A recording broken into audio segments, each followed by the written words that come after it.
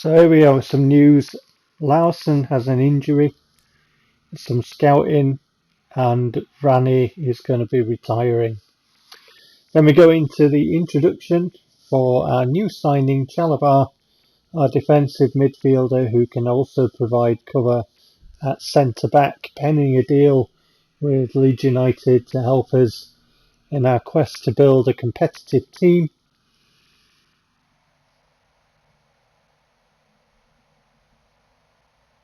He's a good young player. He's got good development potential and he's captain material as well. So I'm pleased with him.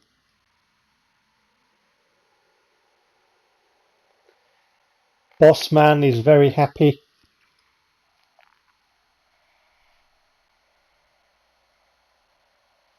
For a change.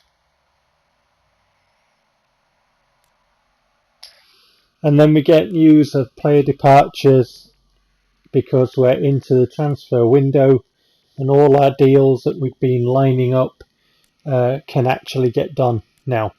So we've got newcomer notices as well. Lavera has joined up with the squad because you only get one cutscene. There's other news as well. Pause and peruse. Redmond's playing style. Then we get Bossman telling us that negotiations with N-Stark, a centre midfielder, are moving along nicely, but we can push towards better deal. I'm wary of this because every time I've tried it's failed.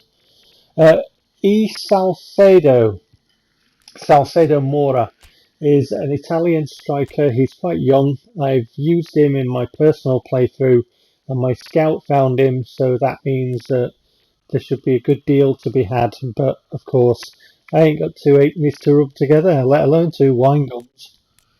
So for wages, that is. So, you know, he's accepted the deal. Then we go into the Brentford match, and I've left this little cutscene in because Chalabar gets a starting place in the 11 because one of our defenders is out, so he will line up at centre back. So I've left the graphic on just to show you how the team's going to line up for this one, because obviously it's Chalabar's debut, and you know, he gets to line up at centre back with Guay in at defensive midfield.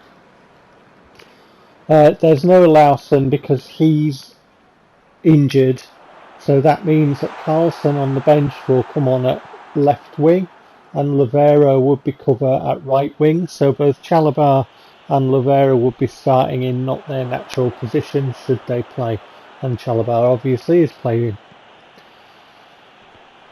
We have an attack, but we don't get any purchase on the header.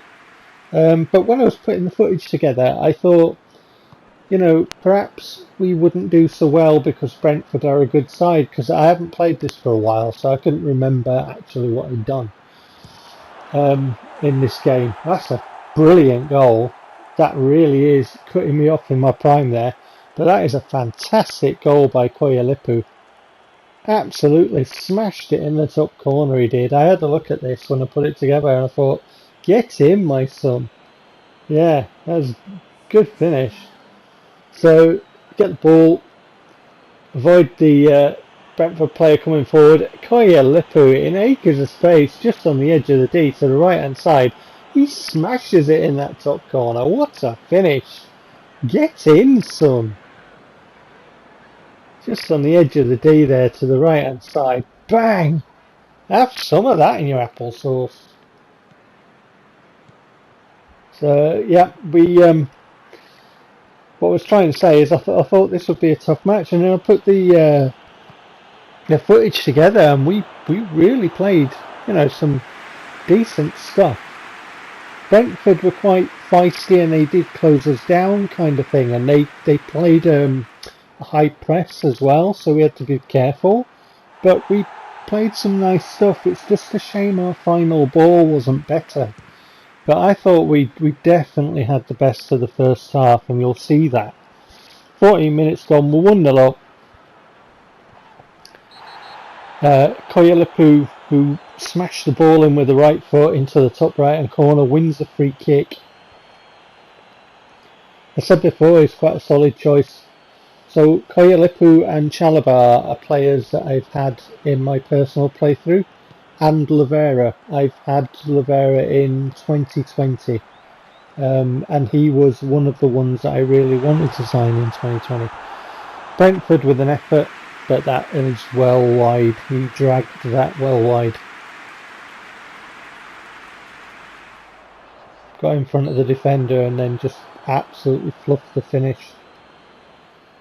Now, Brentford get a free kick, and I thought there was something wrong with here, because I thought with the way that I had my player Guay, the defensive midfielder, come across, I felt I should have had this ball.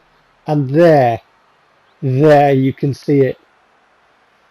So in PES, as you're quite aware, anybody who's played PES is quite aware, when you knock the ball forward, the ball is separate to the player, so the ball can go forward at a greater distance than the player.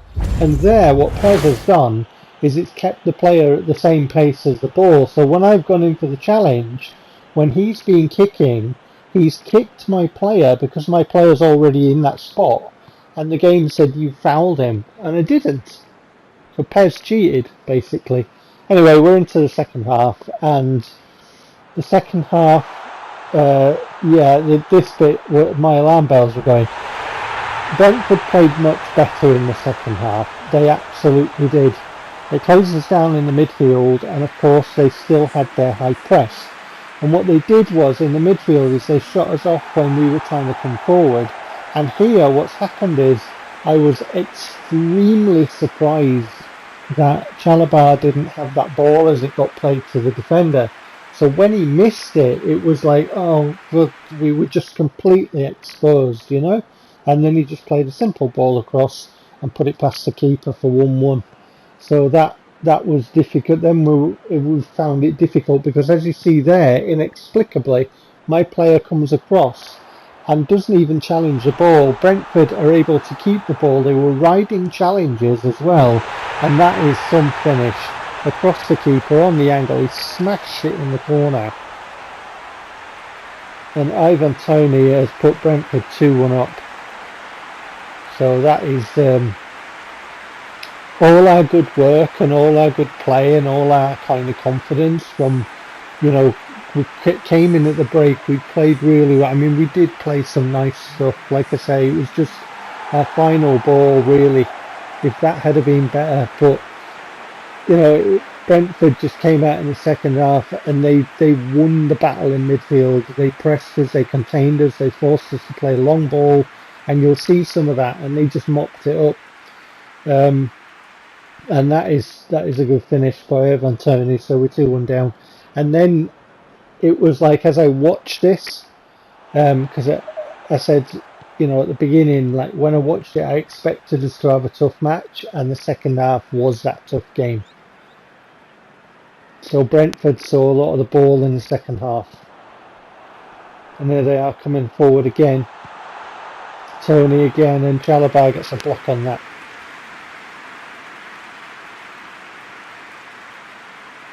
Good block there by our new boy.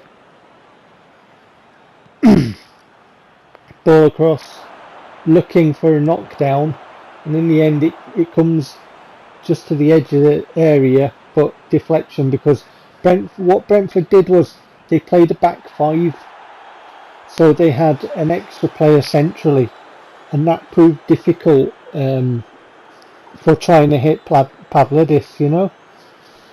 They really had him shackled. There were three, you know, close proximity in that centre, and that proved difficult for us. And then because they pressed us in the midfield and stopped us from breaking really on the flanks, it was very difficult to attack wide. So they did a job on us in midfield, and then they play a little 1-2 here and get the shot away, and it's a good save, very low down by Tiepo, but it finished 2-1 for Brentford. And you know, that was the tough match that I was expecting, even though we were really the better side in the first half.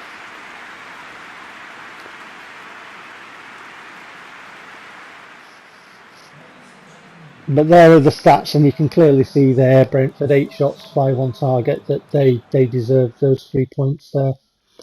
So no complaints, they were the better side. Those are the results on match day 20, and being match day 20, here is the table. Norwich are tops. Reading, Bournemouth, Derby, well, you can see it anyway, can't you? Yeah. Move the table down, and we're in 17th, Coventry rock bottom. And then we get news about another deal, another bid that I've gone in for. Again, my scout found this one. In PES 2020, he was kind of like my first choice right back for, building a side in the championship. Sugawara, he's a Japanese player, he's quite fast, but he's not my first choice in 2021. That's someone else, and hopefully I can get him, but, like I say, not two openings to rub together. Right, take care, catch you next time.